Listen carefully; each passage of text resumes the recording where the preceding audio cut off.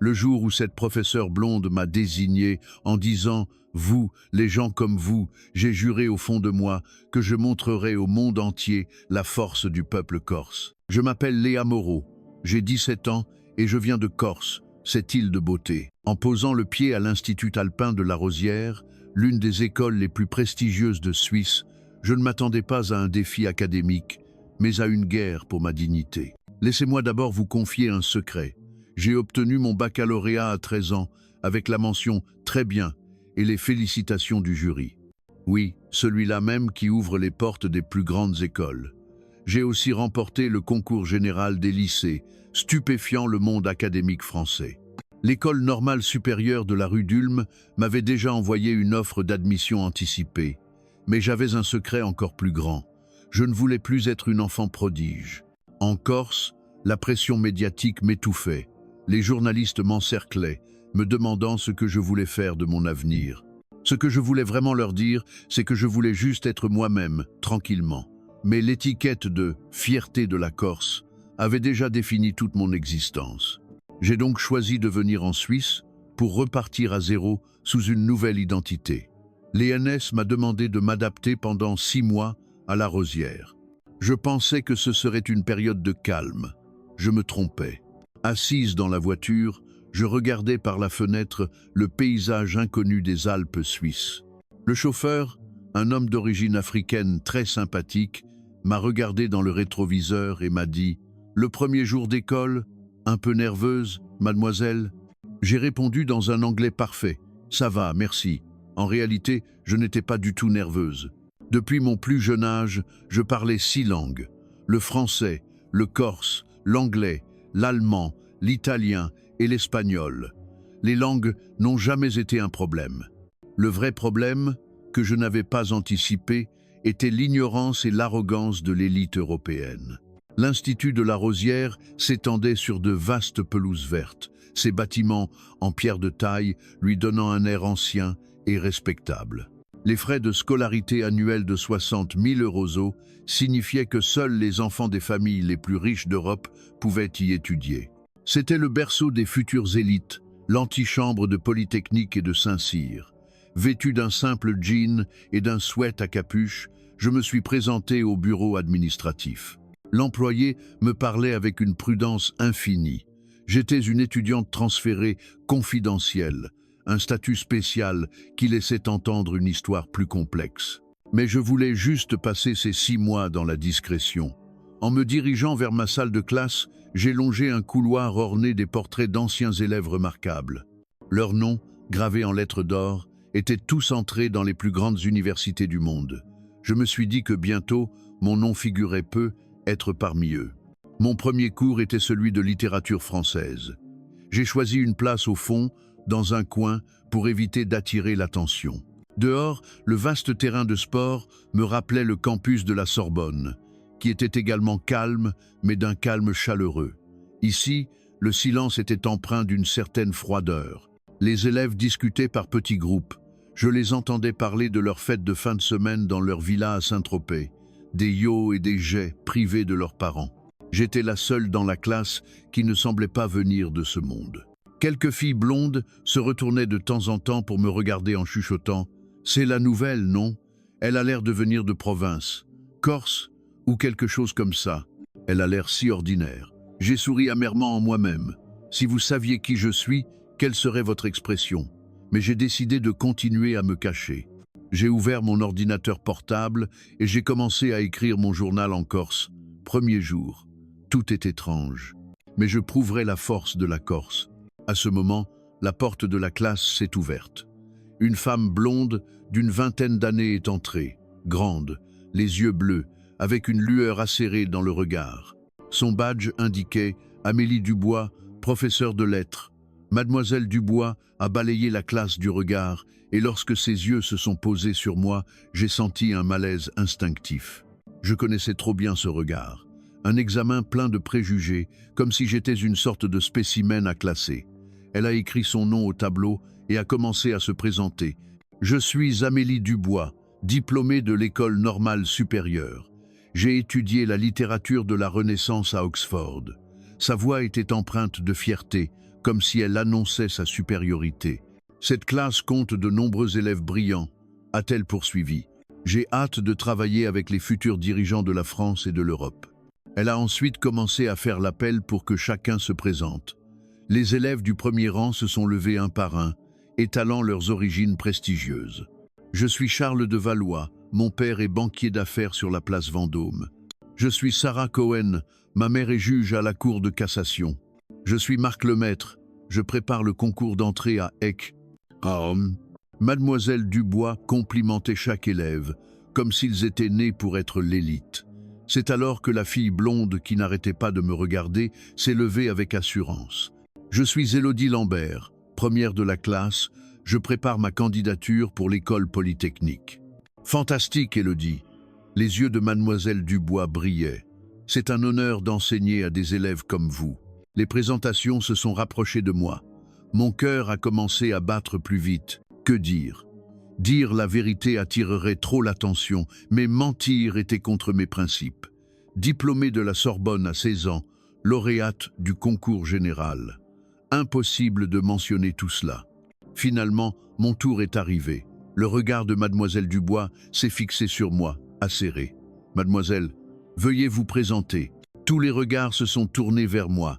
Je me suis levé lentement, sentant le poids d'une vingtaine de paires d'yeux. Je m'appelle Léa Moreau. Ma voix était calme et claire. Mademoiselle Dubois a froncé les sourcils. Moreau, c'est un nom commun. C'est Léa, ai-je répété patiemment. Bien, a dit mademoiselle Dubois en haussant les épaules. D'où venez-vous? Que font vos parents? Je viens de Corse. Mes parents sont de simples fonctionnaires.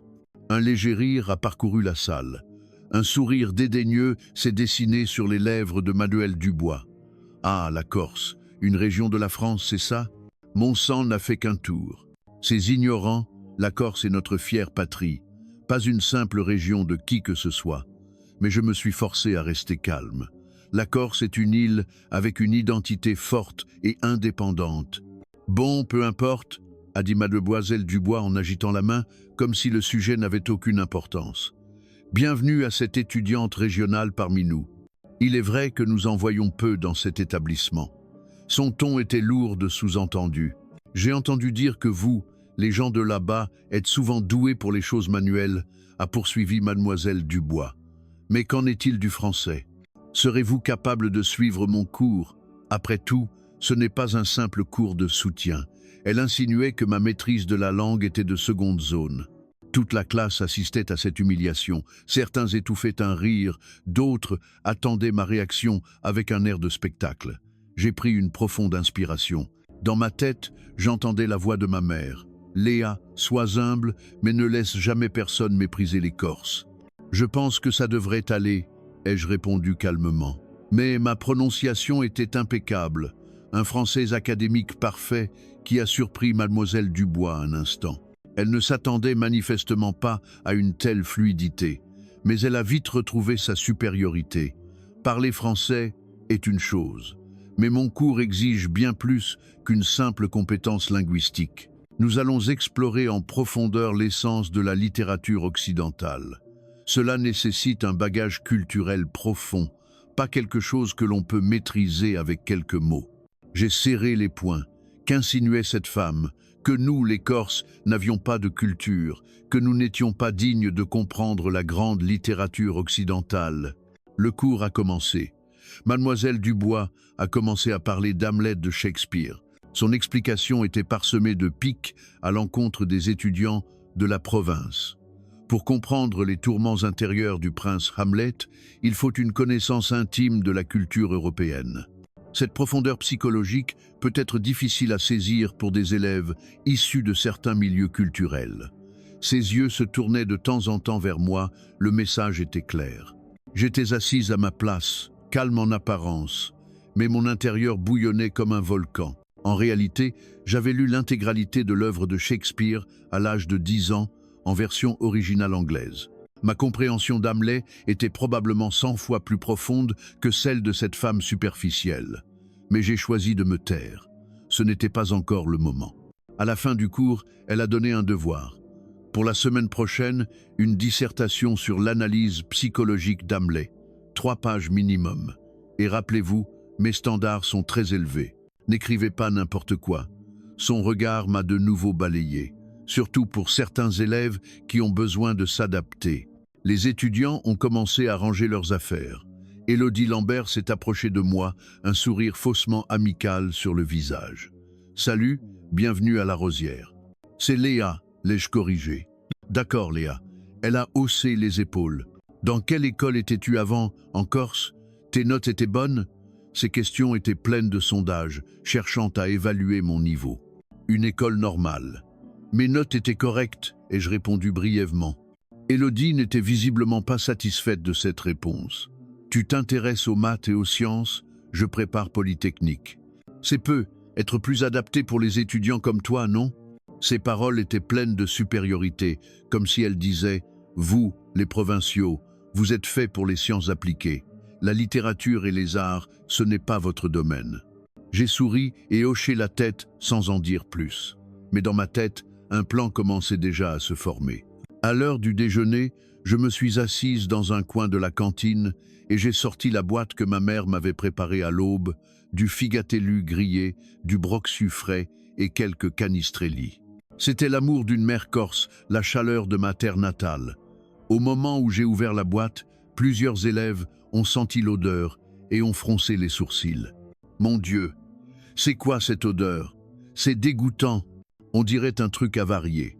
Ouais. Pourquoi elles ne mangent pas de la nourriture normale? C'est pour ça que je déteste manger à côté des gens de la campagne. Ma main s'est arrêtée en l'air. Cette nourriture, ma mère s'était levée à 4 heures du matin pour me la préparer. Chaque morceau de charcuterie portait son amour. Chaque bouchée de fromage avait le goût de chez moi. Et ces ignorants osaient dire que c'était dégoûtant. J'ai lentement reposé mes couverts et j'ai regardé autour de moi. Dans la cantine, les élèves mangeaient tous les mêmes hamburgers et frites, buvant des sodas sucrés. Ils pensaient que c'était ça, la nourriture normale. Je me suis souvenu des paroles de ma grand-mère. Léa, la cuisine corse est la plus chaleureuse du monde parce que chaque plat a une histoire, chaque plat a de l'amour. J'ai repris mes couverts et j'ai savouré l'amour de ma mère, bouchée par bouchée. Laissons parler les ignorants. J'étais fier de ma culture. Mais au fond de moi, une voix était claire. Un jour, je leur montrerai à quel point les Corses sont exceptionnels. Après le repas, je suis allé à la bibliothèque. Au moins, c'était calme et je pouvais me concentrer pour préparer le cours de mathématiques de l'après-midi. Je ne savais pas encore que ce cours allait être ma première occasion de montrer ma force à la Rosière et la première fois que ces gens verraient ce que signifiait l'honneur de la Corse. Je suis entré dans la salle de mathématiques, un plan déjà en tête. Il était temps de leur montrer de quoi les Corses étaient capables.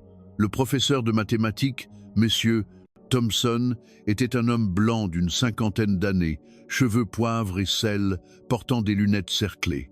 Il semblait plus sympathique que Mademoiselle Dubois, mais lorsque son regard m'a balayé, j'ai tout de même perçu ce doute familier. « Aujourd'hui, nous allons réviser le calcul différentiel », a dit Monsieur Thomson en écrivant une fonction complexe au tableau. Qui peut me donner la limite de cette fonction? Un silence s'est installé dans la classe. C'était en effet un problème difficile, mais pour moi, c'était aussi simple qu'une addition de primaire. J'avais appris le calcul différentiel et intégral en autodidacte à l'âge de 10 ans.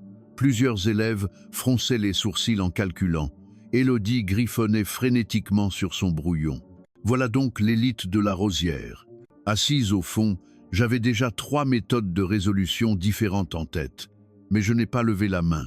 Ce n'était pas encore le moment de montrer ma force.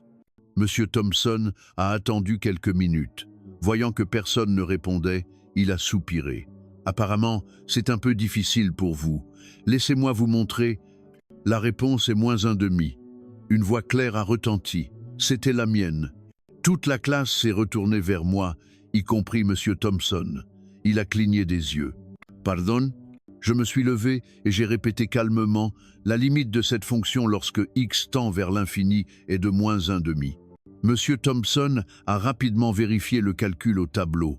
Quand il a fini, son regard sur moi avait complètement changé. « C'est exact. Comment avez-vous fait ?»« Il y a 3 méthodes, ai-je dit en me dirigeant vers le tableau. Je vais vous montrer la plus simple. » J'ai pris la craie et j'ai commencé à écrire au tableau. Les symboles mathématiques coulaient de ma main. Chaque étape de la déduction était claire et précise. La salle était terriblement silencieuse.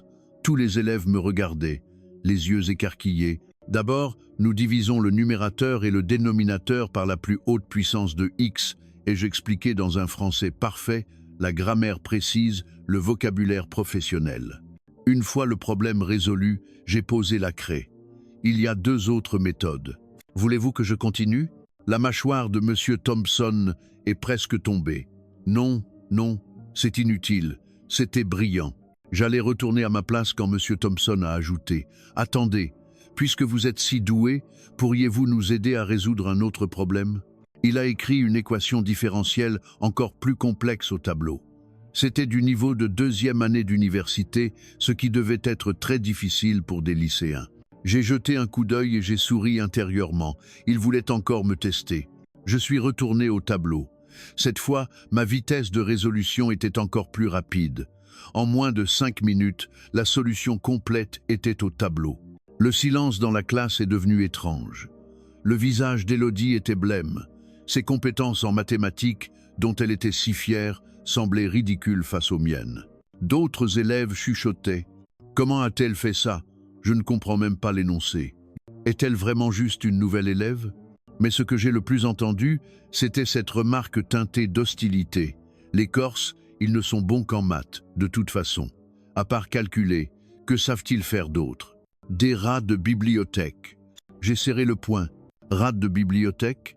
Si vous saviez que je maîtrisais 6 langues, que vous connaissiez mes connaissances en littérature, en histoire et en philosophie, que diriez-vous? Mais ce qui m'a le plus mis en colère, c'était leur ton, comme si être bon en maths était un défaut, comme si mon talent était une anomalie. Après le cours, alors que je rangeais mon sac, Élodie est venue vers moi. Son expression était complexe, de la jalousie, du dépit et une sorte de peur d'être menacée. « Léa, tu n'as vraiment jamais eu d'entraînement spécial en maths? » « Pas d'entraînement spécial. » Et je répondis honnêtement. Alors comment? Elle n'a pas pu finir sa phrase. Je l'ai regardée, son expression perplexe, et j'ai failli lui dire la vérité. Lui dire que j'avais été diplômé de la Sorbonne à 16 ans, lui dire que j'avais déjà été accepté à l'ENS, ce n'était pas encore le moment. Peut-être que le système éducatif en Corse met plus l'accent sur les mathématiques, et je dis nonchalamment. L'expression d'Élodie est devenue encore plus complexe. Elle avait toujours été le génie des maths de l'école, la future polytechnicienne. Soudain, une étudiante asiatique inconnue la surpassait sans effort. C'était un coup énorme pour son ego. En quittant la salle, je l'ai entendu dire à ses amis « Il y a quelque chose qui ne va pas. Une simple étudiante corse ne peut pas avoir ce niveau. Son passé doit être louche. Nous devrions enquêter sur elle. » J'ai souri amèrement en moi-même. « Enquêtez. Allez-y, enquêtez. Tout ce que vous trouverez, c'est ce que je veux que vous voyez. » Mais la véritable épreuve était encore à venir. Le lendemain, au cours de littérature, le visage de mademoiselle Dubois était encore plus sombre que la veille. Elle avait manifestement entendu parler de ma performance en cours de maths, ce qui l'avait encore plus contrariée. « Aujourd'hui, nous discutons d'Hamlet. Athée, elle commençait. Cela nécessite une compréhension culturelle profonde, pas une simple capacité de calcul. » Ces paroles étaient clairement une pique à mon encontre. Avant de commencer, mademoiselle Dubois s'est soudainement tournée vers moi. « Léa, votre devoir est-il prêt ?» Toute la classe savait que le devoir n'était à rendre que la semaine suivante. Sa question était clairement destinée à me mettre dans l'embarras. Mais j'ai souri et j'ai sorti un dossier bien ordonné de mon sac. « Oui, il est prêt. » Mademoiselle Dubois a été surprise. Elle ne s'attendait pas à ce que je l'aie vraiment terminé. Elle a pris mon devoir et l'a parcouru rapidement, son expression devenant de plus en plus sombre. Ma dissertation ne faisait pas seulement 3 pages, mais 5 pages entières, analysant l'état psychologique d'Hamlet, de la psychanalyse de Freud à l'inconscient collectif de Jung, du contexte de la création de Shakespeare à l'humanisme de la Renaissance. Chaque point était étayé par des citations du texte original, chaque argument était logique et bien fondé. Le niveau de cette dissertation dépassait de loin tout ce qu'elle avait pu voir d'un lycéen. Mais mademoiselle Dubois n'allait pas l'admettre. Elle s'est raclée la gorge. Le devoir, bien que suffisamment long, reste superficiel dans son analyse. Superficiel, j'ai failli éclater de rire. Votre compréhension du conflit intérieur d'Hamlet est très limitée, a-t-elle poursuivi sa critique. Elle manque de maîtrise des subtilités profondes de la culture occidentale. Des chuchotements se sont élevés dans la classe. Plusieurs élèves ont échangé des regards. Eux aussi trouvaient l'évaluation de Madou Dubois trop sévère. « Je vous suggère de réécrire ce devoir », a dit froidement mademoiselle Dubois. Cette fois, essayez de réfléchir en profondeur, ne vous contentez pas d'empiler des mots. J'ai pris une profonde inspiration. Cette femme était en train de m'humilier publiquement. Elle n'avait même pas lu sérieusement ma dissertation. Elle rejetait simplement mes efforts à cause de ses préjugés. « Excusez-moi, madame », ai-je demandé poliment. « Pourriez-vous me dire précisément où mon analyse est superficielle ? Pouvez-vous me donner des exemples concrets ?» Le visage de mademoiselle Dubois a rougi. Elle était incapable de citer un problème spécifique, car ma dissertation était irréprochable. « Ce n'est pas à vous de remettre en question votre professeur », a-t-elle bafouillé. « En bref, vous devez la refaire. » C'est alors qu'elle a pris une décision encore plus excessive. Puisque vous aimez tant vous mettre en avant, le regard de mademoiselle Dubois est devenu venimeux. Je vais tester votre maîtrise des langues. Elle s'est retournée et a écrit une phrase en allemand au tableau. Puis, elle s'est retournée, triomphante. Pouvez-vous traduire cette phrase, puisque vous êtes si confiante? Un silence s'est installé dans la classe. La plupart des élèves ne comprenaient pas l'allemand, y compris Élodie. Mademoiselle Dubois pensait avoir gagné. Elle voulait utiliser l'allemand pour prouver mon ignorance, pour m'humilier devant toute la classe. Mais elle ne savait pas qu'elle venait de tomber sur un os. Je me suis levé lentement, regardant la phrase en allemand au tableau. Dans ma tête, j'entendais la voix de mon père. « Léa, la connaissance, c'est le pouvoir. Ne laisse jamais les ignorants te rabaisser. » J'ai répondu avec une prononciation allemande parfaite, en traduisant la phrase et en y ajoutant un commentaire pertinent. Le visage de mademoiselle Dubois est devenu blanc, mais je n'avais pas fini. J'ai continué en italien, répétant le même contenu. Puis, j'ai utilisé l'espagnol pour élaborer davantage sur la grandeur de Shakespeare. Enfin, j'ai fait une conclusion brillante en anglais. Chaque langue que j'ai utilisée était impeccable, laissant tout le monde bouche bée. La salle de classe était silencieuse comme la mort. Tous les élèves me regardaient, les yeux écarquillés, la bouche ouverte. L'expression d'Élodie était comme si elle avait vu un fantôme. Mademoiselle Dubois était encore plus pâle, son corps tremblant légèrement. Elle avait voulu m'humilier, mais elle s'était fait écraser en retour. Je me suis rassise et je l'ai regardée calmement. « Madame, avez-vous d'autres questions ?»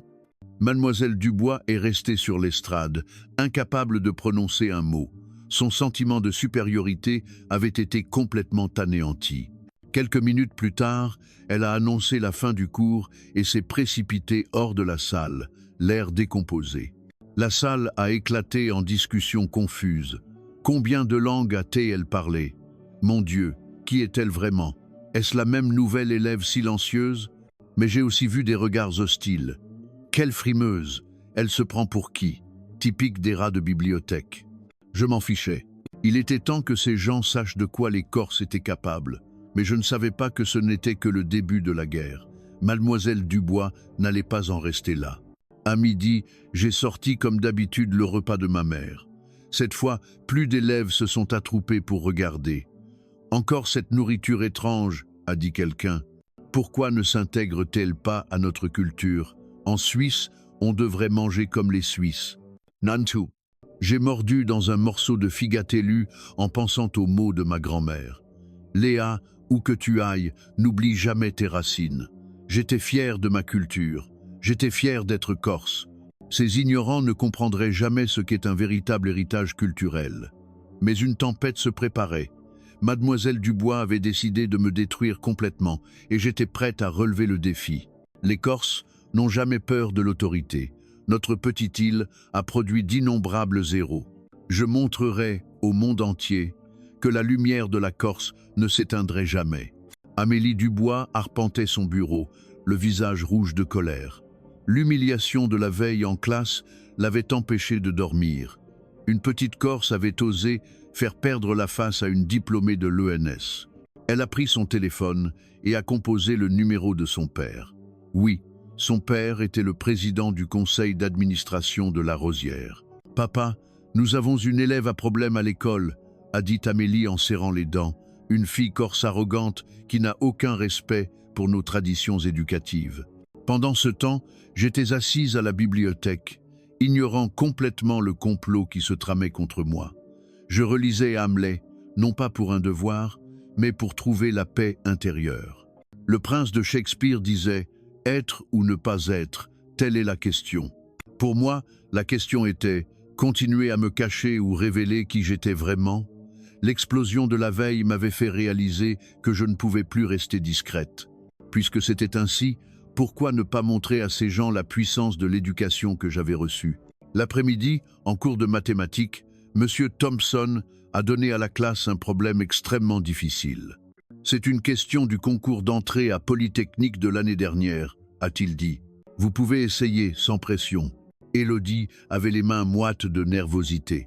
Si elle ne parvenait pas à résoudre ce problème, son rêve d'intégrer Polytechnique pourrait s'envoler. J'ai jeté un coup d'œil au problème et je n'ai pas pu m'empêcher de sourire. J'avais résolu ce problème à 12 ans et j'avais même écrit 3 solutions différentes à l'époque. J'ai levé la main. « Monsieur, puis-je aller au tableau pour le résoudre ?» Tous les regards se sont à nouveau tournés vers moi. Le regard d'Élodie était rempli de peur. Elle pressentait déjà ce qui allait se passer. Je me suis dirigé vers le tableau et j'ai commencé à écrire. Cette fois, j'ai décidé de montrer ma véritable force.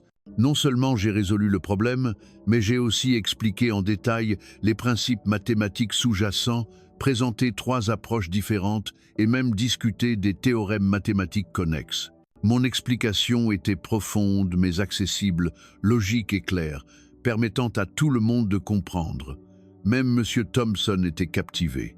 « C'est extraordinaire !» s'est exclamé M. Thompson. « Votre niveau en mathématiques dépasse déjà celui d'un étudiant universitaire. » En retournant à ma place, j'ai senti les regards complexes de mes camarades, de l'admiration, de la jalousie, mais surtout de l'incompréhension. La vision du monde d'Élodie s'était complètement effondrée. Elle s'était toujours considérée comme l'élève la plus intelligente de l'école, et voilà qu'une nouvelle venue inconnue la surpassait sans effort. Après le cours, elle m'a arrêté. « Léa, qui es-tu vraiment ?» Je l'ai regardée, son expression perdue, et j'ai ressenti un peu de pitié. « Je suis juste une étudiante corse ordinaire. » Ordinaire, la voix d'Élodie était un peu aiguë. Une étudiante ordinaire ne peut pas avoir ce niveau. Sa voix a attiré l'attention d'autres élèves. Bientôt, j'étais entouré. « Tes parents sont-ils vraiment de simples fonctionnaires ? Tu n'as vraiment jamais eu d'entraînement spécial? Est-ce que tu nous caches quelque chose ?» Face à ces questions, je suis restée silencieuse, mais je pouvais sentir l'hostilité dans leur ton. « Je pense qu'il y a un problème avec elle », a dit un garçon. « Personne de normal ne peut être aussi brillant. » Et si elle trichait, a suspecté une autre fille. Ou peut être qu'elle n'est même pas une étudiante, mais une espionne ou quelque chose comme ça. Une espionne? J'ai failli éclater de rire. L'imagination de ces gens était vraiment fertile. Mais ce qui m'a le plus mise en colère, c'était leur logique. Une Corse qui excelle, c'est forcément suspect. Pourquoi ne pouvait-il pas admettre que peut être? L'éducation que j'avais reçue était simplement supérieure à la leur. Pourquoi ne pouvait-il pas accepter que quelqu'un de Corse puisse surpasser l'élite européenne dans tous les domaines? Le soir, de retour à ma chambre, j'ai reçu un email. L'expéditeur était Amélie Dubois. « Chère Léa Moreau, après mûre réflexion, je pense que votre attitude en classe est problématique. Veuillez vous présenter demain dans le bureau du directeur. Nous devons discuter de votre avenir. » Je fixais l'écran, sentant le danger arriver. Cette femme n'allait pas lâcher l'affaire. J'ai pris mon téléphone, hésitant à appeler ma mère. Mais en voyant qu'il était déjà au milieu de la nuit en Corse, j'ai reposé le téléphone. Je ne pouvais pas inquiéter ma famille. Je devais résoudre ce problème moi-même. Le lendemain matin, je me suis rendu comme convenu au bureau du directeur. En ouvrant la porte, j'ai vu le sourire victorieux d'Amélie Dubois. Le directeur, un homme blanc d'une soixantaine d'années nommé Robert Wilson, avait une expression sévère. Sur son bureau se trouvait un dossier épais. « Léa Moreau », a commencé le directeur. « Mademoiselle Dubois m'a fait part de certains problèmes. Je me suis assise en silence, attendant leurs accusations. Mademoiselle Dubois s'est raclé la gorge. Léa se comporte de manière très anormale en classe. Ses capacités ne correspondent absolument pas à son profil. « Yigotsun, que voulez-vous dire ?» ai-je demandé. « Une étudiante ordinaire de Corse ne peut pas avoir un tel niveau, a dit mademoiselle Dubois, le regard plein de méchanceté. Je soupçonne que votre dossier d'admission a été falsifié. Ma tension artérielle a grimpé en flèche. Falsifié, elle osait m'accuser de fraude. Avez-vous des preuves ? Ai-je demandé en m'efforçant de rester calme. Mademoiselle Dubois a sorti un dossier. J'ai enquêté sur votre passé. On ne trouve aucune trace de vos prétendus exploits sur Internet. Un vrai génie ne peut pas être inconnu. Bien sûr qu'elle ne pouvait rien trouver. J'utilisais une nouvelle identité et j'avais délibérément gardé un profil bas. Mais cela ne signifiait pas que j'étais une fraudeuse. Plus importante encore, a poursuivi son attaque mademoiselle Dubois.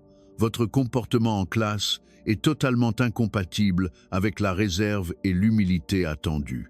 Une vraie bonne élève devrait être modeste, pas arrogante et exhibitionniste. En entendant cela, j'ai failli rire. Cette femme utilisait des stéréotypes pour nous définir. Donc, a conclu le directeur, nous soupçonnons qu'il y a un problème avec votre identité. En attendant que l'enquête soit terminée, vous êtes temporairement suspendu de cours. Suspendu de cours. C'était une exclusion déguisée. Je me suis levé, regardant ces deux personnes. De quel droit me faites-vous cela? Simplement parce que je suis performante? Votre performance est trop anormale, a insisté mademoiselle Dubois. Un élève normal ne se comporterait pas ainsi. Normal. Qu'est-ce qui est normal? À leurs yeux, un Corse devait être médiocre, devait être soumis. J'ai pris une profonde inspiration et j'ai pris une décision. Il était temps de sortir mon arme secrète. J'ai besoin de passer un coup de fil, ai-je dit calmement. À qui? A demandé le directeur. À quelqu'un qui peut prouver mon identité. J'ai sorti mon téléphone et j'ai composé un numéro. Le téléphone a sonné 3 fois. La personne a décroché. Professeur Chevalier, c'est moi, Léa Moreau. De l'autre côté de la ligne, une voix douce a répondu. Léa, bonjour. Comment se passe ton adaptation? Je rencontre quelques problèmes, ai-je dit en regardant mademoiselle Dubois et le directeur. Quelqu'un remet en question mon identité. Hein? Quoi? Qui ose remettre en question mon étudiante? La voix du professeur Laurent Chevalier est devenue sévère.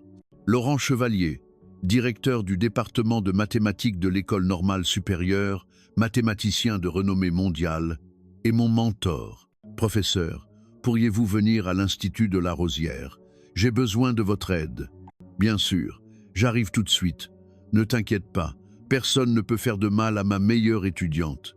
Seyant, après avoir raccroché, j'ai regardé mademoiselle Dubois et le directeur, qui étaient stupéfaits.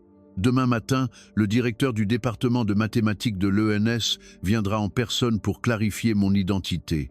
Le visage de mademoiselle Dubois est devenu blanc. Le directeur de département de l'ENS? Exactement, ai-je souri. Il vous dira qui je suis vraiment. Je me suis retourné et j'ai quitté le bureau du directeur, le cœur rempli d'anticipation. Demain serait le jour où je révélerai ma véritable identité. Ces ignorants allaient bientôt voir ce que signifiait l'honneur de la Corse. En marchant dans le couloir, je me suis souvenu des paroles de ma mère. Léa, l'or finit toujours par briller. N'aie pas peur de te montrer. Les Corses ne sont inférieurs à personne. Demain serait mon jour pour briller. Cette nuit-là, je me suis tourné et retourné dans mon lit, incapable de dormir. Pas par nervosité, mais par impatience. Pour la première fois en 17 ans, je désirais ardemment montrer qui j'étais vraiment. Je me suis levé à l'aube.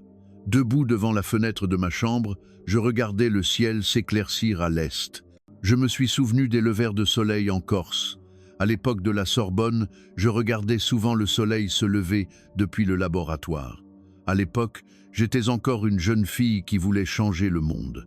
Aujourd'hui, j'allais montrer à ces gens que le soleil de Corse pouvait aussi éclairer le monde. Au petit déjeuner, l'atmosphère dans la cantine était étrange. Les élèves chuchotaient et me jetaient des regards furtifs. L'incident de la veille s'était répandu dans toute l'école. Élodie s'est approchée, l'air complexe. « Léa, j'ai entendu dire que tu fais l'objet d'une enquête. » J'ai hoché la tête calmement. La vérité sera bientôt révélée. « Shudadji, tu n'as vraiment pas menti ?» a-t-elle demandé avec hésitation. Je l'ai regardée dans les yeux. « Élodie, est-ce que j'ai l'air de quelqu'un qui ment ?» Elle a secoué la tête, mais son regard était encore plein de confusion. Je comprenais ses sentiments. Dans sa vision du monde, une simple étudiante, transférée comme moi, ne devrait pas posséder des capacités supérieures aux siennes.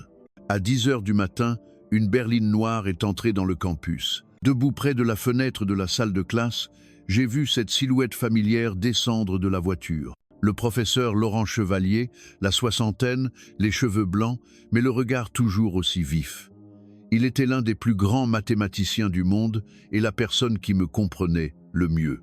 Bientôt, l'interphone de l'école a retenti. « Léa Moreau, veuillez vous rendre immédiatement au bureau du directeur. » J'ai arrangé mes vêtements, pris une profonde inspiration. C'était l'heure. En me dirigeant vers le bureau du directeur, j'ai senti d'innombrables regards sur moi. Élèves, professeurs, tous attendaient l'issue de ce drame. En poussant la porte du bureau, j'ai vu 4 personnes. Le directeur Wilson, mademoiselle Dubois, un vieil homme que je ne connaissais pas, et mon cher professeur Chevalier. En me voyant, le professeur Chevalier a immédiatement affiché un sourire chaleureux. « Léa !» Il a ouvert les bras et m'a serré dans ses bras, comme un père embrassant sa fille. L'homme inconnu était le père de mademoiselle Dubois, le président du conseil d'administration de la Rosière, Georges Dubois. Il avait l'air très mal à l'aise, essuyant constamment la sueur de son front. Le professeur Chevalier s'est tourné vers les personnes présentes. Je pense qu'il est temps de clarifier quelques malentendus. Il a sorti une liasse de documents de sa mallette. « Messieurs, dames, permettez-moi de vous présenter formellement cette jeune femme. Léa Moreau, originaire d'Ajaccio, en Corse, a obtenu son baccalauréat à 13 ans avec les félicitations du jury, établissant le record du plus jeune diplômé de l'académie. La bouche du directeur Wilson s'est ouverte si grand qu'on aurait pu y mettre un œuf. Lauréate du concours général, médaillée d'or aux Olympiades internationales de mathématiques, le visage de mademoiselle Dubois devenait de plus en plus blanc. A publié 3 articles dans des revues scientifiques internationales surnommées le miracle mathématique corse. Le président Dubois a commencé à transpirer à grosses gouttes et le plus important, la voix du professeur Chevalier est devenue solennelle. Elle est la plus jeune étudiante admise en pré, recrutement à l'École normale supérieure de l'histoire. Si elle est venue à la Rosière, c'est à notre demande pour une période d'adaptation de 6 mois au système éducatif international. Un silence de mort s'est abattu sur la pièce. Le directeur Wilson a bégayé. « Vous voulez dire qu'elle est une élève de l'ENS ?»« Pas seulement une élève, » a dit sèchement le professeur Chevalier. « Elle est notre talent le plus précieux. Nous plaçons de grands espoirs en elle, espérant qu'elle apportera des contributions significatives à l'humanité dans le domaine de la science. » Amélie Dubois était sur le point de s'effondrer sur sa chaise. La simple fille corse qu'elle avait constamment humiliée était en fait un génie de classe mondiale. Le professeur Chevalier a poursuivi. « Cependant, j'ai entendu dire qu'elle a été victime d'un traitement injuste ici. » Son regard a balayé mademoiselle Dubois et son autorité a fait chuter la température de la pièce. « Mademoiselle Dubois, n'est-ce pas? Qu'avez-vous dit à mon étudiante ?» Amélie Dubois a ouvert la bouche pour se défendre, mais aucun son n'en est sorti. « Laissez-moi deviner, » a dit le professeur Chevalier, la voix pleine de sarcasme. « Vous avez remis en question ses capacités? Vous avez douté de son honnêteté? Ou aviez-vous des préjugés sur ses origines régionales ?» Chaque mot était comme une épée plantée dans le cœur de mademoiselle Dubois. « Je n'ai pas », a-t-elle faiblement protesté. « Non ?» Le professeur Chevalier a sorti un enregistreur vocal. « Alors, comment expliquez-vous ces enregistrements ?» Il a appuyé sur le bouton de lecture. La voix claire de mademoiselle Dubois a retenti. « Vous, les gens de là-bas, êtes souvent doués pour les choses manuelles, mais qu'en est-il du français? Cela nécessite un bagage culturel profond, pas quelque chose que l'on peut maîtriser avec quelques mots. » Une vraie bonne élève devrait être modeste, pas arrogante et exhibitionniste. C'était ce que j'avais secrètement enregistré la veille avec mon téléphone. Le visage de mademoiselle Dubois était blanc comme un linge. Le président Dubois s'est soudainement levé. « Amélie, comment as-tu pu dire de telles choses ?» Il s'est tourné vers le professeur Chevalier et s'est incliné profondément. « Professeur, je m'excuse pour le comportement ignorant de ma fille. Cela ne représente absolument pas la position de notre école. » Le professeur Chevalier l'a regardé froidement. « Monsieur Dubois, est-ce là la qualité de l'éducation de votre école? Laisser un professeur pratiquer la discrimination envers un élève? » « Absolument pas », s'est empressé de nier monsieur Dubois. « C'est un comportement individuel, cela ne représente pas l'école. » « Comportement individuel ?» a ri sarcastiquement le professeur Chevalier. « Alors, monsieur le directeur, quelle a été votre façon de gérer cette affaire? Suspendre mon étudiante de cours ?» Le directeur Wilson transpirait abondamment. « Professeur, c'est un malentendu. Nous ne connaissions pas sa véritable identité. Donc, si vous ne connaissez pas l'identité de quelqu'un, vous pouvez le discriminer à volonté ?» La voix du professeur Chevalier était sévère. Si elle n'avait été qu'une simple étudiante corse, aurait-elle pu être traitée de la sorte? Cette phrase a frappé toutes les personnes présentes comme un coup de tonnerre. C'est vrai. Même si je n'étais pas un génie, même si je n'étais qu'une étudiante ordinaire, avait-il le droit de me discriminer de cette façon? Je suis resté là, ressentant un sentiment de justice sans précédent. Non pas parce que mon identité avait été révélée, mais parce que ces préjugés et cette discrimination avaient enfin été complètement démasqués. Le professeur Chevalier s'est approché de moi. « Léa, veux-tu encore continuer à étudier ici ?» J'ai regardé les personnes présentes. Elles attendaient toute ma réponse avec anxiété. Si je disais non, la réputation de cette école subirait un coup terrible. Perdre le soutien de l'ENS serait catastrophique pour la Rosière. Je suis restée silencieuse quelques secondes, puis j'ai dit « Je suis prête à rester, mais à plusieurs conditions. » Tout le monde a poussé un soupir de soulagement. Premièrement, je demande à mademoiselle Dubois de présenter des excuses publiques, pas seulement à moi, mais à tous les élèves qui pourraient être victimes de discrimination. Amélie Dubois a fermé les yeux de douleur. Deuxièmement, l'école doit mettre en place un mécanisme anti-discrimination pour protéger les droits de tous les étudiants internationaux. Le directeur Wilson a hoché la tête à plusieurs reprises. Bien sûr, bien sûr. Troisièmement, j'ai regardé mademoiselle Dubois. Mademoiselle Dubois devra suivre une formation sur la diversité culturelle pour apprendre à respecter les élèves d'horizons différents. Le président Dubois a immédiatement accepté. Entièrement d'accord. Nous organiserons les meilleurs cours de formation. Le professeur Chevalier a hoché la tête, satisfait. Bien. J'espère que ce genre de choses ne se reproduira plus. Il s'est tourné vers mademoiselle Dubois. Mademoiselle Dubois, votre attaque malveillante contre une jeune fille de 17 ans m'inquiète quant à la qualité de l'éducation en Europe. J'espère que vous tirez une leçon de cet incident. Amélie Dubois a hoché la tête en larmes. Elle savait que sa carrière venait de subir un coup sévère. Après la réunion, le professeur Chevalier est resté seul avec moi. « Léa, tu as très bien géré la situation, ni servile, ni arrogante. Tu as défendu ta dignité tout en leur donnant une chance de se corriger. » J'ai souri. « Merci, professeur. Sans votre soutien. »« Tu n'as besoin du soutien de personne, » m'a dit le professeur Chevalier en me tapotant l'épaule. « Ton talent et ton caractère sont tes meilleures armes. Rappelle-toi, tu ne te représentes pas seulement toi-même, tu représentes aussi la Corse. » Oui, je représentais la Corse, cette belle île, ce peuple indomptable. Nous sommes peu, être petits, mais notre esprit est plus grand que n'importe quelle grande nation. En quittant le bureau du directeur, j'ai vu que le couloir était bondé d'élèves. La nouvelle s'était déjà répandue. La nouvelle élève silencieuse était en fait un génie de l'ENS. Élodie s'est approchée, les yeux pleins d'admiration. « Léa, où devrais-je t'appeler? Quoi ?» J'ai ri. « Appelle-moi Léa, c'est très bien, je suis toujours la même. »« Mais tu es un génie, tu es une élève de l'ENS. » Elle était encore sous le choc. « Et alors ?» ai-je dit calmement. « Génie ou personne ordinaire, tout le monde mérite d'être traité avec égalité. L'important aujourd'hui, ce n'est pas mon statut, mais le fait que la discrimination est inacceptable, point final. Élodie a hoché la tête, l'air pensif. Cet après-midi-là, Mademoiselle Dubois présentait des excuses publiques devant tous les élèves et les professeurs. Sa voix tremblait, ses yeux étaient pleins de larmes. Je m'excuse pour mes préjugés et mon ignorance.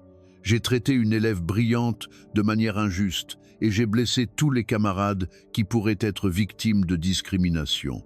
Je m'efforcerai de changer et d'apprendre à respecter chaque individu. Un silence régnait dans l'auditorium. Ce n'était pas seulement des excuses pour moi, mais pour toutes les personnes qui avaient subi une discrimination. Le soir, j'ai appelé ma mère. « Maman, je veux te dire quelque chose. » « Qu'y a-t-il » La voix de ma mère était chaude comme le printemps. « Je n'ai pas déçu tes attentes. J'ai montré à ces gens qui méprisaient les Corses à quel point nous sommes exceptionnels. » De l'autre côté de la ligne, j'ai entendu le rire de ma mère. « Léa, maman est fière de toi. Pas pour tes accomplissements, mais pour ton courage. » Oui, le courage d'être soi-même, le courage d'affronter les préjugés, le courage de défendre sa dignité. Aujourd'hui, je ne me suis pas battu seulement pour moi, mais pour tous les Corses. Notre Corse est peu, être petite, mais nos cœurs sont plus vastes que l'océan. Notre esprit est plus fort que les montagnes. La tempête était passée, l'arc-en-ciel allait bientôt apparaître. Du jour au lendemain, mon statut à la Rosière a changé du tout au tout. Hier encore, j'étais l'élève à problème suspecté de fraude. Aujourd'hui, j'étais devenu l'honneur de la Corse, admiré par toute l'école. Le matin, en entrant dans la cantine, l'environnement habituellement bruyant est devenu silencieux. Tous les élèves se sont tournés vers moi, leur regard n'exprimant plus le doute ou le mépris, mais le respect et la curiosité. Comme d'habitude, j'ai sorti le repas que ma mère m'avait préparé, du figatellu, du broxu, des canistrelli. Auparavant, cette nourriture était qualifiée d'étrange et de dégoûtante. Maintenant, plusieurs élèves se sont approchés avec curiosité. « Qu'est-ce que c'est ? Ça sent très bon. C'est de la cuisine corse, tu peux nous en parler ? Le goût doit être très spécial, non ?» J'ai souri et présenté chaque plat. Ça, c'est du figatellu, une saucisse de foie de porc grillé, un plat très courant en Corse. Ça, c'est du broxu, un fromage frais au lactosérum. Chaque mère corse a sa propre recette secrète. Et ça, ce sont des canistrelli, des biscuits secs pour équilibrer les saveurs. Les élèves écoutaient avec intérêt. Certains ont même sorti leur téléphone pour chercher des informations sur la cuisine corse. La nourriture de Corse a l'air très riche. J'aimerais bien essayer un jour. Matrice, mon cœur était rempli d'émotions. La même nourriture, méprisée hier, était louée aujourd'hui. Telle est la force des préjugés, mais aussi la force de la vérité. Le premier cours était celui de mathématiques. L'attitude de M. Thompson avait changé à 180 degrés. « Léa, dit-il respectueusement, puisque votre niveau en mathématiques est si élevé, seriez-vous d'accord pour aider les autres élèves ?» J'ai hoché la tête. C'est ce que j'avais toujours voulu faire, aider les autres avec mes connaissances. Élodie a levé la main pour poser une question. « Léa, cette équation différentielle, je ne la comprends pas très bien. » Son ton n'était plus hostile, mais sincèrement curieux. Je me suis approché d'elle et lui ai patiemment expliqué chaque étape. « Tu dois le voir comme ça, » ai-je dit, en dessinant un schéma sur son cahier. Une dérivée, c'est comme suivre la vitesse de changement d'une fonction. Élodie écoutait attentivement, hochant la tête de temps en temps. D'autres élèves se sont rassemblés autour de nous, apprenant avec concentration. C'était une sensation merveilleuse. Non pas la vanité d'être admiré, mais la satisfaction de se connecter aux autres en partageant ses connaissances.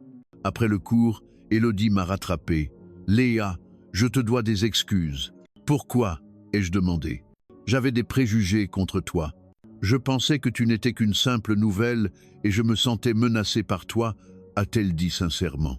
Maintenant, je comprends que nous pouvons apprendre l'une de l'autre, au lieu de nous faire concurrence. J'ai pris sa main. « Élodie, tu n'as pas à t'excuser. La compétition est humaine. Ce qui est important, c'est que nous puissions grandir. » Des larmes ont brillé dans ses yeux. « Tu es vraiment spécial, pas seulement pour ton talent, mais aussi pour ta générosité. » Paul UV. L'après-midi, l'atmosphère du cours de littérature était complètement différente. Mademoiselle Dubois est entrée dans la classe, les yeux rouges. Elle avait manifestement pleuré. Les excuses publiques de la veille avaient été une énorme humiliation et un choc pour elle. Chers élèves, sa voix était un peu rauque. Aujourd'hui, nous continuons notre discussion sur Hamlet.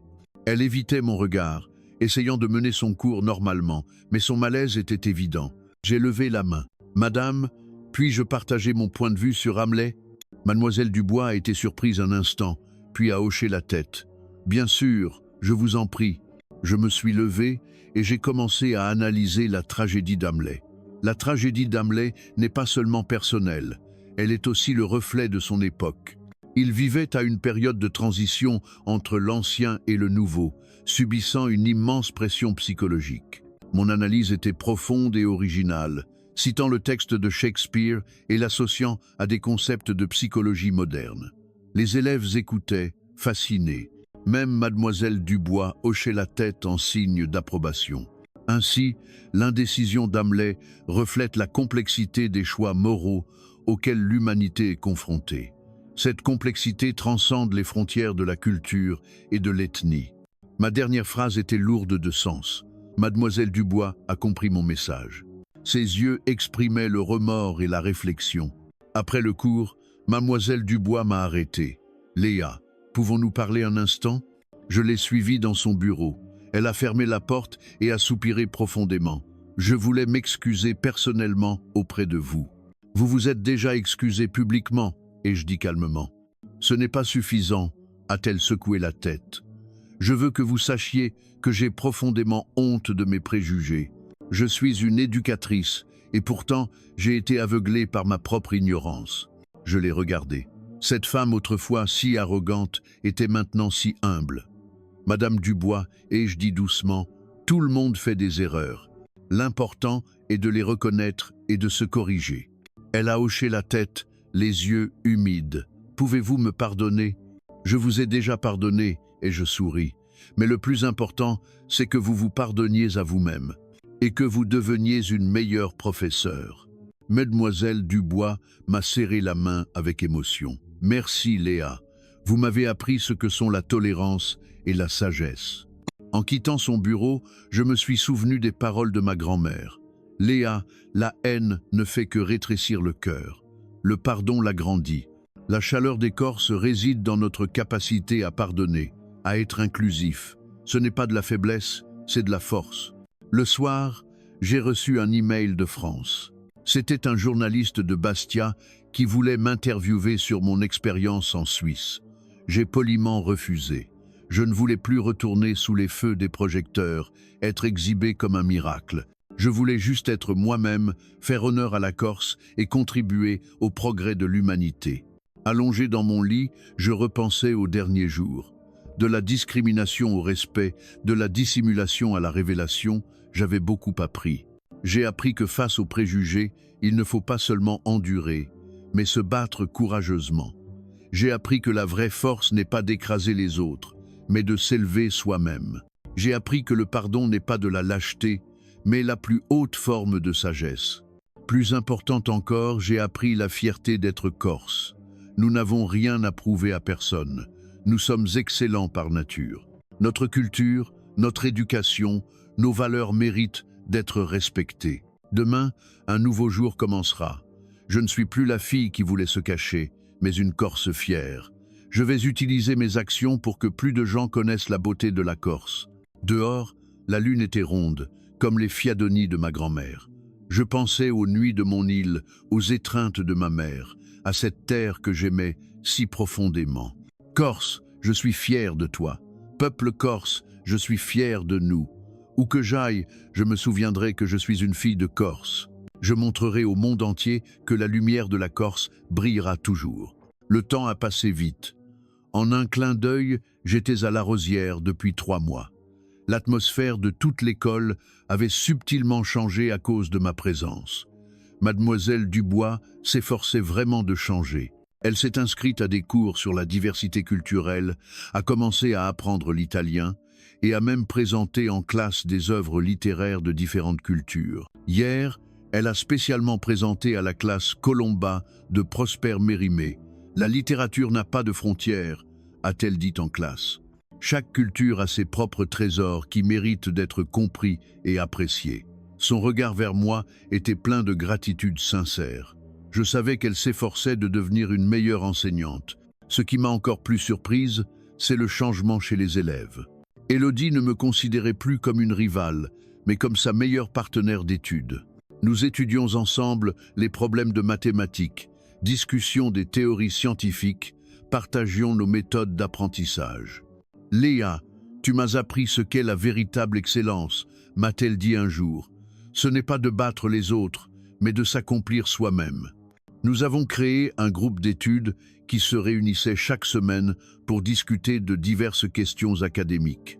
De plus en plus d'élèves nous ont rejoints, passant de 5 ou 6 au début à plus de 20. Le champ de nos discussions s'est également élargi des mathématiques et de la physique à la littérature et à l'histoire, des sciences de pointe à la pensée humaniste. Les partages de Léa nous apprennent toujours quelque chose de nouveau, a dit un garçon nommé Jacques. Elle n'est pas seulement intelligente, mais surtout, sa façon de penser est différente. Elle m'a fait comprendre que l'apprentissage n'est pas une question de comparaison, mais de croissance. C'est vrai, a ajouté Sarah. J'étais heureuse de pouvoir avoir une telle influence. C'est exactement ce que j'avais toujours voulu faire.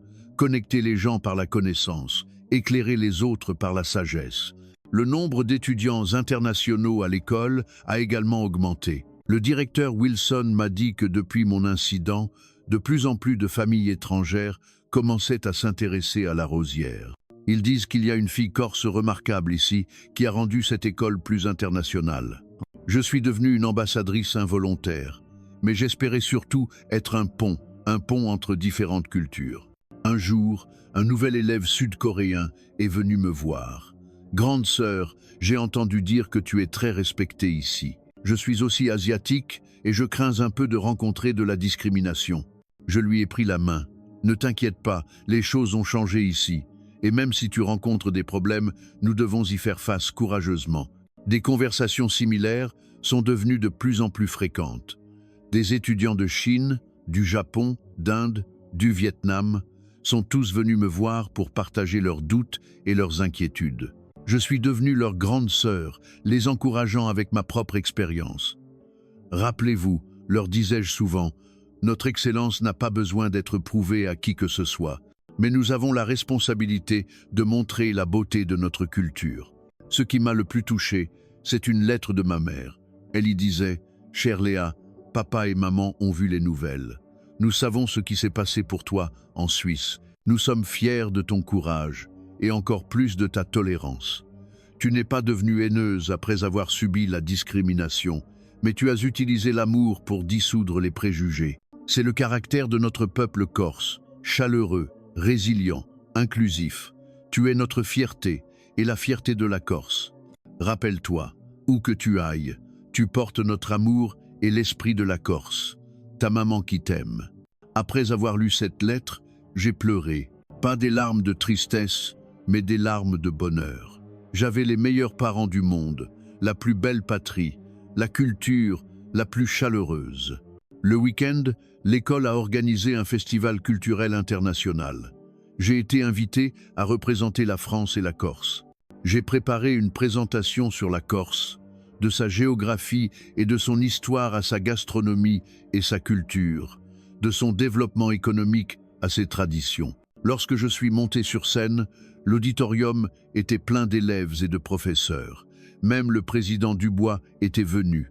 Il voulait entendre personnellement ce que cette jeune fille corse qui avait changé son école avait à dire. « Bonjour à tous, je suis Léa Moreau et je viens de Corse. » Et je commençais. Beaucoup de gens me demandent à quoi ressemble la Corse. J'ai cliqué sur le diaporama. Les magnifiques paysages de la Corse sont apparus sur le grand écran. Voici ma patrie, une île de beauté. Elle n'est pas grande, mais elle est inclusive. Elle est ancienne, mais elle est résiliente.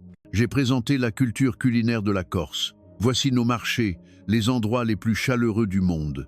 Ici, des gens d'horizons différents se rassemblent pour partager la nourriture et la joie. J'ai parlé de l'éducation en Corse. L'éducation en Corse met l'accent sur le développement complet. Nous croyons que chaque enfant a un potentiel infini. Si j'ai pu accomplir ce que j'ai fait aujourd'hui, c'est grâce à la formation que la Corse m'a donnée. J'ai partagé les valeurs de la Corse. Les Corses croient en la chaleur humaine. Nous sommes chaleureux, bienveillants et nous nous entraidons. Nous croyons aussi en l'honneur et en la liberté, en le droit de chacun de s'exprimer. Enfin, j'ai dit avec émotion, la Corse m'a appris la leçon la plus importante, respecter les différences, embrasser la diversité. En Corse, des gens de différentes origines, de différentes communautés, de différentes croyances peuvent vivre en harmonie. C'est l'esprit de la Corse. Des applaudissements nourris ont retenti dans la salle. J'ai vu beaucoup de gens les larmes aux yeux, y compris Mademoiselle Dubois. Après la conférence, d'innombrables élèves et professeurs m'ont entouré. La Corse a l'air incroyable, je dois absolument y aller. Tu nous as donné une toute nouvelle perspective sur la Corse. Le président Dubois s'est approché. Léa, merci. Tu n'es pas seulement une excellente élève, tu es aussi une ambassadrice culturelle exceptionnelle. Ce soir-là, j'ai appelé mes parents. Papa, maman, j'ai présenté la Corse aujourd'hui. Beaucoup de gens ici ont dit qu'ils voulaient venir la visiter. Au téléphone, ma mère a ri joyeusement. Léa, tu as vraiment grandi. Tu n'es pas seulement notre fille, tu es aussi une fille de la Corse. Oui, je suis une fille de la Corse. Où que j'aille, je me souviendrai de cette identité et j'en serai fier. Allongé dans mon lit, je pensais à mon arrivée à la Rosière. À l'époque, je voulais me cacher, fuir. Maintenant, je suis prête à me montrer, à partager. Ce changement n'est pas seulement une croissance personnelle, c'est aussi la force de la culture. La chaleur de la Corse m'a changé et à travers moi, elle a changé chaque personne ici. Je me suis souvenu d'un proverbe corse. Fadelbe et Lassialidi, fais le bien et laisse-les dire. Mais maintenant, je comprends que la vraie victoire n'est pas de vaincre les autres, mais d'accomplir de grandes choses ensemble, de rendre le monde meilleur grâce à ma présence. C'est la plus grande des victoires. Demain, je continuerai à travailler dur. Pas seulement pour moi, mais pour la Corse. Je veux que plus de gens sachent à quel point les Corses sont exceptionnels, à quel point la culture corse est belle. Je suis l'honneur de la Corse et j'en suis fier. Le printemps est arrivé. Le campus de la Rosière était en fleurs, ce qui me rappelait le printemps en Corse, les maquis en fleurs. Bien que loin de chez moi, le souvenir de ma patrie rendait tout plus chaleureux. Le jour de mon transfert à l'ENS approchait à grands pas. Il ne restait plus qu'un mois. L'expérience de ces derniers mois avait complètement changé ma perception de moi-même, de la Corse et du monde. Je n'étais plus la fille timide qui voulait cacher son identité, mais une Corse digne et fière. Je ne craignais plus l'attention, mais j'avais appris à utiliser ma propre lumière pour éclairer les autres. Monsieur Thompson est venu me voir. Léa, l'école a décidé d'organiser un concours de mathématiques. Nous espérons que tu pourras être la tutrice. J'étais surprise. Je ne suis qu'une élève. Tu es la plus qualifiée, a-t-il souri. Et les élèves te font tous confiance. J'ai accepté ce défi. Chaque jour après les cours, je me réunissais avec les élèves participants pour partager des techniques de résolution de problèmes et discuter de la beauté des mathématiques. Les mathématiques, ce n'est pas seulement du calcul, leur disais-je. C'est une façon de penser, une façon de voir le monde. Élodie était la participante la plus active. Léa, tu arrives toujours à rendre les problèmes complexes simples. C'est parce que notre éducation en France met l'accent sur la compréhension, pas sur le par cœur, ai-je expliqué. Nous croyons que si l'on comprend les principes, on peut les appliquer à tout. Le jour du concours, j'étais assise parmi les juges, regardant les élèves se concentrer sur leurs copies. Mon cœur était rempli d'un sentiment d'accomplissement. Ces enfants avaient grandi sous ma tutelle et cela me rendait plus heureuse que n'importe quelle distinction personnelle. Les résultats ont été annoncés. Élodie a remporté la première place. Plusieurs autres élèves ont également obtenu de bons résultats. Lors de la cérémonie de remise des prix, Élodie a déclaré « Ce prix n'est pas seulement le mien, il est aussi celui de Léa. Elle nous a appris ce qu'est le travail d'équipe, ce qu'est l'entraide. » Bonne. Des applaudissements chaleureux ont retenti. Je me suis levé et je me suis incliné profondément. À cet instant, j'ai ressenti une satisfaction sans précédent. Le soir, Mademoiselle Dubois est venue me voir. « Léa, j'aimerais te parler. Nous nous sommes assises sur un banc dans le jardin de l'école. La brise du soir était fraîche, apportant un léger parfum de fleurs. J'ai beaucoup appris ces derniers mois, a dit sincèrement mademoiselle Dubois. Pas seulement sur la diversité culturelle, mais aussi sur ce que signifie être humain. Elle a fait une pause, puis a poursuivi. Tu sais, avant, je me croyais formidable.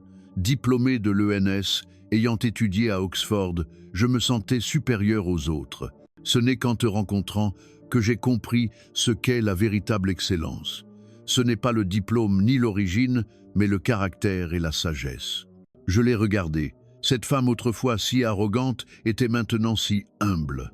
Madame Dubois, tout le monde grandit. L'important, c'est que nous soyons prêts à changer. Tu m'as changé, a-t-elle dit avec émotion.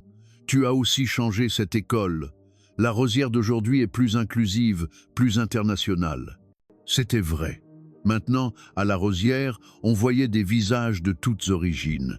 Les étudiants internationaux ne se sentaient plus seuls, car un réseau de soutien les attendait. Les professeurs faisaient également plus attention à leurs paroles, évitant les préjugés involontaires. C'est le sens de l'échange culturel, ai-je dit. Il ne s'agit pas de savoir qui conquiert qui, mais d'apprendre les uns des autres et de progresser ensemble. Mademoiselle Dubois a hoché la tête. Tu vas partir pour l'ENS. Tu vas me manquer. Vous me manquerez aussi, ai-je dit sincèrement. Cet endroit m'a beaucoup apporté et m'a permis de comprendre ma mission. Miss Jimon, le week-end, l'école a organisé une fête d'adieu pour moi. Le grand hall était plein à craquer. Élèves, professeurs et même quelques parents étaient venus. Le directeur Wilson a dit sur scène: Léa Moreau n'est pas seulement une excellente élève, c'est aussi une leader exceptionnelle. Elle a utilisé sa sagesse et son caractère pour nous rendre tous meilleurs. Le président Dubois est également monté sur scène pour prononcer un discours. Léa nous a appris ce que sont le respect et l'inclusion. Elle est la fierté de notre école et la fierté de la Corse. Quand mon tour de parler est arrivé, je me suis tenu sur scène, regardant la foule de visages familiers. Merci à tous, ai-je commencé. Venir à la Rosière a été l'une des expériences les plus importantes de ma vie. En arrivant, je voulais me cacher, pensant que la discrétion m'éviterait des ennuis.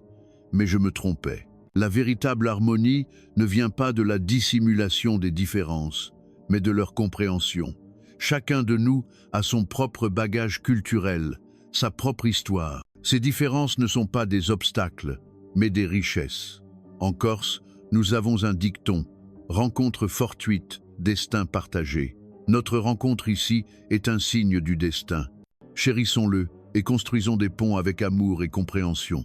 Des applaudissements interminables ont retenti. J'ai vu beaucoup de gens essuyer leurs larmes, y compris les élèves qui m'avaient autrefois méprisé. Élodie est montée sur scène au nom de toute la classe.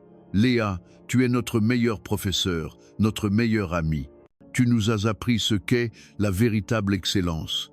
Non pas de battre les autres, mais de s'améliorer soi-même. Non pas de briller seul, mais d'éclairer les autres.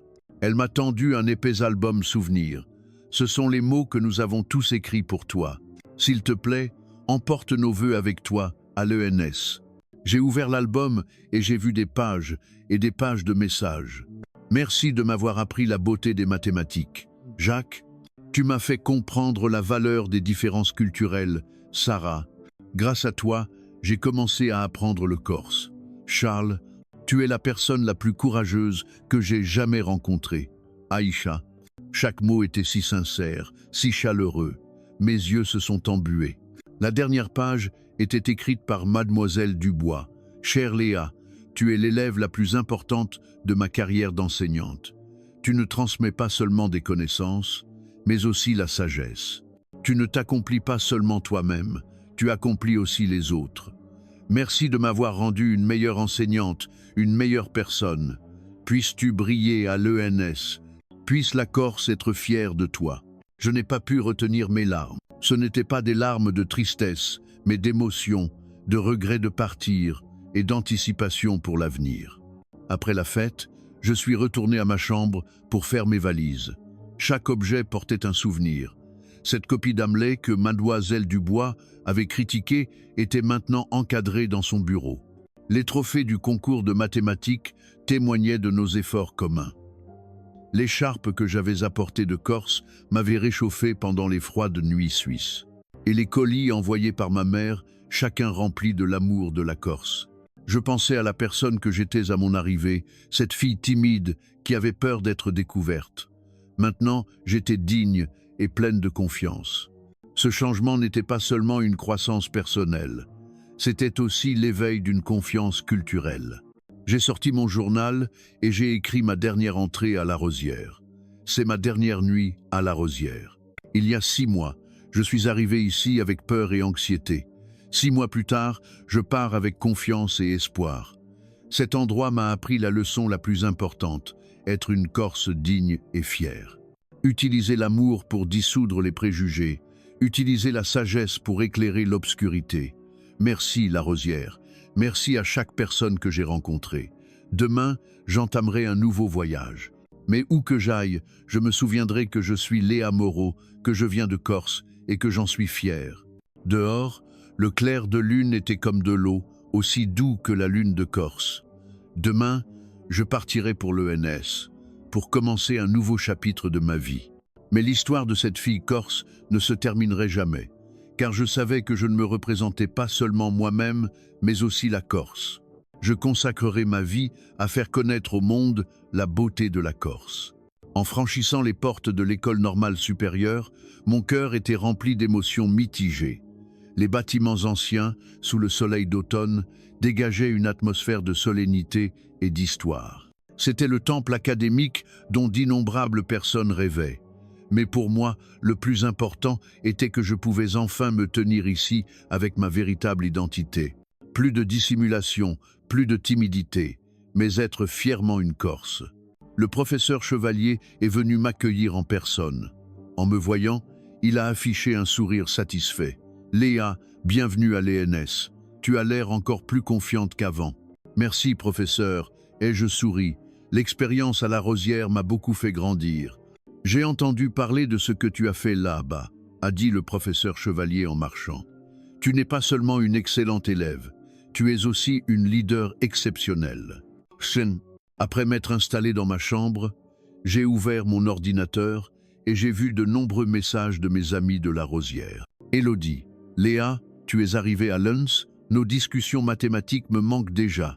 Jacques, Léa, je suis encore bloqué sur mon calcul différentiel. Sans toi, je suis perdu. Même mademoiselle Dubois m'avait envoyé un message. Chère Léa, je te souhaite tout le meilleur à l'ENS. Rappelle-toi, tu seras toujours la fierté de La Rosière. Baby. En lisant ces messages, mon cœur s'est rempli de chaleur. Ces amitiés seraient le trésor le plus précieux de ma vie.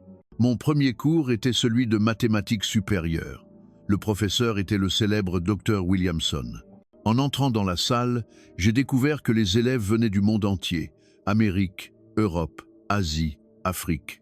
Chaque visage rayonnait d'intelligence. « Bienvenue à l'ENS », a commencé le professeur. « Vous tous ici présents êtes des génies triés sur le volet. Mais rappelez-vous, le génie n'est pas là pour se prouver soi-même, mais pour servir le monde. » Cette phrase m'a profondément touché. Oui, le sens du génie ne réside pas dans la gloire personnelle, mais dans la contribution à l'humanité. La discussion en classe était animée. Chaque élève avait son propre point de vue unique. Lorsque le professeur a posé un problème mathématique complexe, j'ai levé la main. Je pense que ce problème peut être résolu de 3 manières différentes.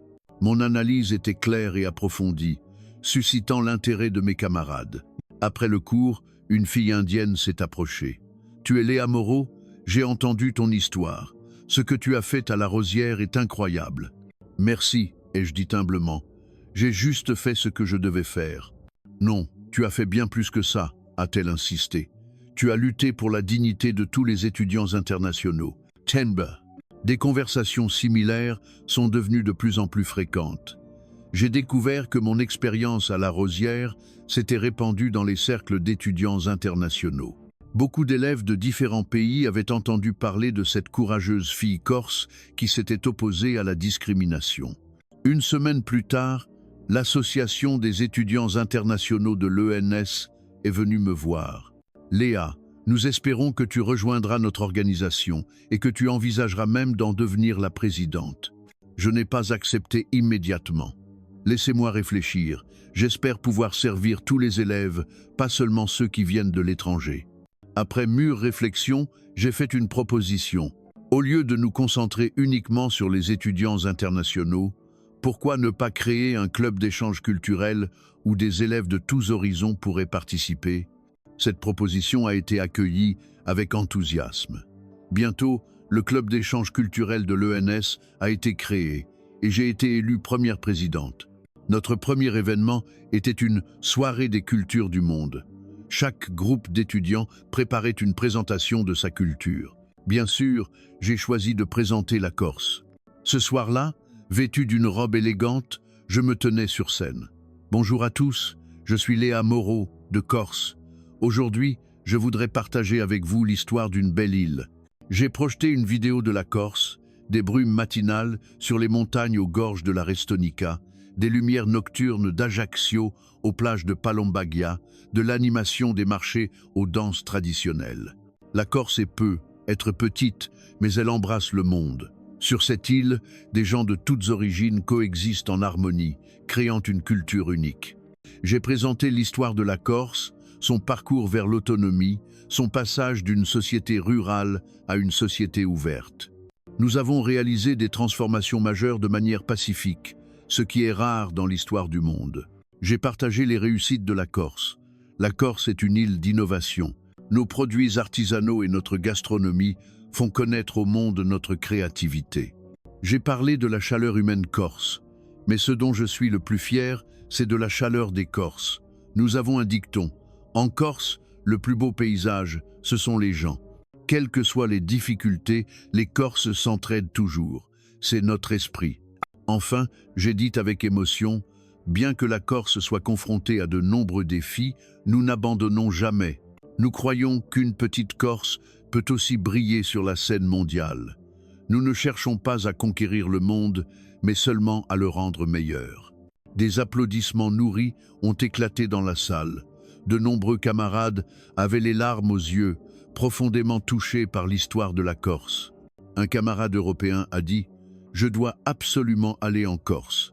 Un ami africain a dit « La résilience de la Corse est incroyable ». Un camarade français a dit « Maintenant, je comprends pourquoi tu es si exceptionnel, parce que tu viens d'une si belle patrie ». Après l'événement, le professeur Chevalier est venu me voir. « Léa, ton discours de ce soir était magnifique. Tu n'es pas seulement un génie scientifique, tu es aussi une ambassadrice culturelle. Merci, professeur, ai-je dit.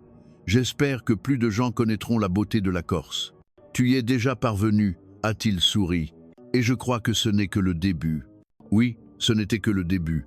Au cours des mois suivants, je me suis consacré à mes études et aux activités du club. Sur le plan académique, je discutais des questions scientifiques les plus pointues avec les meilleurs professeurs du monde. Sur le plan social, je me suis lié d'amitié avec d'excellents camarades de tous les pays, nouant des amitiés profondes. Plus important encore, j'ai commencé à réfléchir à mon avenir. Que vais-je faire de mes connaissances? Quel changement vais-je apporter à ce monde? Un jour, j'ai reçu un appel vidéo d'Élodie. « Léa, j'ai une bonne nouvelle. J'ai été admise à Polytechnique. » J'étais sincèrement heureuse pour elle. « C'est génial. On pourra se voir plus souvent à Paris. Et j'ai une meilleure nouvelle, » a dit Élodie avec enthousiasme. Mademoiselle Dubois a été élue professeure de l'année pour sa contribution à l'éducation multiculturelle. J'étais très ému. La réussite de Mademoiselle Dubois prouvait que les gens peuvent vraiment changer, grandir. « Léa, » a dit Élodie, « tu sais, tu as changé nos vies à tous, pas seulement la mienne, mais aussi celle de Mademoiselle Dubois et de toute l'école de la Rosière. Nous nous sommes changés mutuellement, ai-je répondu. C'est la force de l'amitié. Le printemps est arrivé, le campus de l'ENS était en fleurs. Assise au bord de la Seine, je réfléchissais aux changements de cette année, de la Corse à la Suisse, de la dissimulation à la révélation, de la peur à la confiance. J'avais vécu la métamorphose la plus importante de ma vie. Je n'étais plus la fille timide qui voulait fuir l'attention, mais une jeune femme prête à assumer ses responsabilités. Je ne travaillais plus seulement pour mes propres accomplissements, mais pour rendre le monde meilleur. J'ai sorti mon téléphone et j'ai appelé mes parents en Corse. « Papa, maman, je veux vous dire quelque chose. »« Mindodo. »« Qu'y a-t-il, ma chérie ?» a répondu la voix douce de ma mère. J'ai décidé de mon objectif de vie et je dis sérieusement. Je veux utiliser mes connaissances scientifiques pour résoudre les problèmes du monde et en même temps utiliser mon expérience pour promouvoir la compréhension culturelle. Je veux être un pont entre la Corse et le monde. Il y a eu un silence au bout du fil, puis la voix étranglée de mon père a retenti. « Léa, papa et maman sont fiers de toi. Tu n'es pas seulement notre fille, tu es aussi une fille de la Corse. Rappelle-toi, a dit ma mère, où que tu ailles, souviens-toi de tes racines. La Corse sera toujours ta maison. » Après avoir raccroché, j'ai levé les yeux vers le ciel. Les nuages flottaient dans le ciel bleu, comme mes rêves dans un ciel infini. Je me suis souvenu de cette nuit dans l'avion, de cette jeune fille de 17 ans quittant la Corse. Elle avait peur, était perdue, ne savait pas ce que l'avenir lui réservait. Maintenant, j'avais une direction, un but, une mission. Je me suis levé, j'ai pris une profonde inspiration. Le vent du printemps caressait mon visage, apportant le parfum des fleurs et de l'espoir. Demain, je continuerai à étudier à l'ENS, à poursuivre la vérité scientifique. À l'avenir, je retournerai en Corse, ou j'irai n'importe où dans le monde où l'on aura besoin de moi pour servir l'humanité avec mes connaissances. Mais où que j'aille, je me souviendrai que je suis Léa Moreau, que je viens de Corse et que j'en suis fier. Je dirai au monde entier à quel point les Corses sont exceptionnels. Je ferai en sorte que tous ceux que je rencontrerai sachent que la Corse est un endroit merveilleux. Je consacrerai ma vie à faire honneur à la Corse et à contribuer au progrès de l'humanité. Le soleil se couchait, la Seine scintillait. Je pensais au Golo, au coucher de soleil sur ma terre natale. Bien que loin de chez moi, mon cœur était toujours lié à cette terre. La Corse, ma maison, mes racines, ma fierté. Peu importe à quelle hauteur, à quelle distance je volerai, tu seras toujours l'étoile la plus brillante dans mon cœur. Je suis une fille de la Corse. Je veux que la lumière de la Corse éclaire le monde. Cette histoire n'a pas de fin, car les rêves ne se terminent jamais. Chaque jour est un nouveau départ, chaque jour offre de nouvelles possibilités. Je souris et je marche vers l'avenir, avec l'amour de la Corse, avec un espoir infini. Car je sais que la vraie lumière n'est pas là pour éblouir, mais pour éclairer le chemin des autres. Le vrai succès n'est pas de surpasser les autres, mais de s'accomplir tout en accomplissant les autres. La vraie fierté n'est pas de mépriser les autres, mais de faire en sorte que les autres deviennent meilleurs en vous connaissant. C'est la sagesse que la Corse m'a enseignée. C'est la conviction que je mettrai en pratique toute ma vie. Je suis Léa Moreau, je viens de Corse, mon histoire continue de s'écrire, et la lumière de la Corse brillera à jamais dans mon cœur.